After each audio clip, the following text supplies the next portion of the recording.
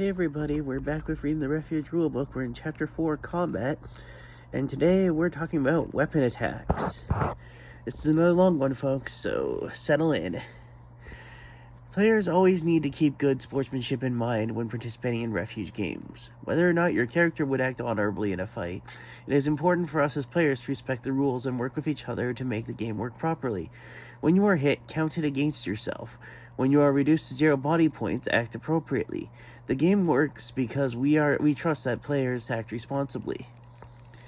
Weapon swings must be safely executed as per the rules below. In combat, a light tap is just as effective as a heavy swing. You only need to apply enough pressure to make sure your opponent is aware of the attack. Hitting an armored person from behind may need more vigor than a standard tap, and if it appears that your opponent is not taking all of your damage, it may be because your hits are not being felt through their armor. You should mention to your opponent when you think you get a hit in, and all players should acknowledge hits upon themselves whenever possible. Preferably this would mean role-playing the hit, but even something as simple as saying "taken" can clearly communicate to your opponent that their swing landed. Acknowledging which hits you are accepting and which ones you feel you blocked will help reduce disputes from your opponent. In large melees, this is not always feasible, but attempt to communicate this whenever possible. There are several important guidelines to weapon combat. And yeah, calling your hits is really important.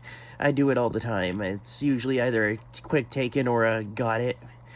And sometimes I'll indicate which hit I thought hit me and which one I blocked. We're usually pretty good at resolving things. Like, as long as you are consistent about saying, "Yep, I got that one," "Nope, I blocked that one," and you accept it sometimes when someone disputes your calls, you'll do pretty good. Okay, next paragraph.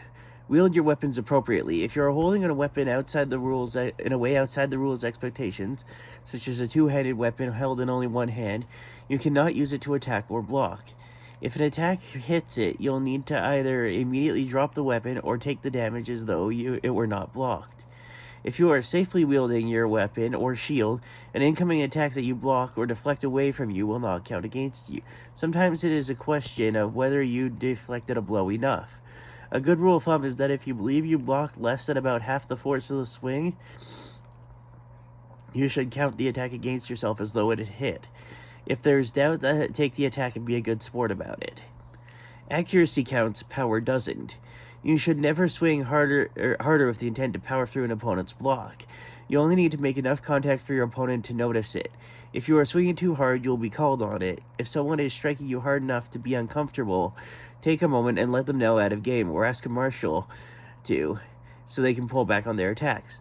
This is really important, and sometimes, like it says, you need to ask a marshal to because the player themselves, like the NPC or another player, is too busy in the combat right now for you to pull aside and be like, "Hey, you're swinging a bit hard." So it's easy enough to just go to the marshal at the end of the combat and be like, "Hey, X is hitting a bit harder than they need to. Can you ask them to pull back their swings a bit?" It's a safety thing, and really you should never feel nervous about asking that. It's never wrong to speak up when you need something. Okay, next paragraph. Damage calls must be clearly stated. If the target cannot understand the damage being called, they do not have to take the damage. Melee combatants must be clear with their calls, just like spellcasters must pronounce their spell incants. If you are swinging so fast that you cannot announce the damage fast enough to keep up with the swings, then you are misplaying. Weapon swings should be an appropriate speed and range. A weapon fizz rep swing should typically progress between 45 to 90 degrees at the elbow. If you are merely moving your wrist back and forth to cause your damage, then you are not fighting properly. Your opponent should count all these swings together as one hit only. If you cannot get your damage call out before the completion of your next swing, you are swinging too fast.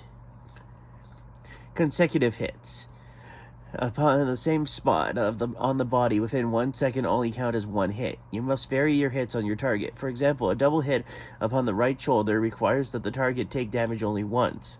However, if more than 1 second elapses between two scored hits, or if a different location has been hit, then the damage is taken. For example, if you hit your opponent on the right shoulder, then the shield, then the right shoulder, they are required to take the damage twice. Remember that Refuge Larp battles are representations of battles, and are not meant to be recreations of real battles. From behind attacks must be performed when physically behind the opponent. You cannot reach around from the front. The attack must strike the opponent's back half. This includes any part of the target, limbs included, which is more towards their rear than their front. If you can see both of your opponent's shoulder blades, you are probably behind them.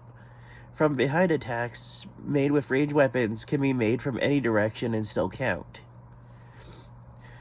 So yeah, that's one thing, is that some people like to play bow rogues or bow scouts, because then your from behind attacks don't need to be made from behind. You can make them from any direction as long as you're using your bow. Oh well, and that's it for this section. Tomorrow we'll be talking about packet attacks.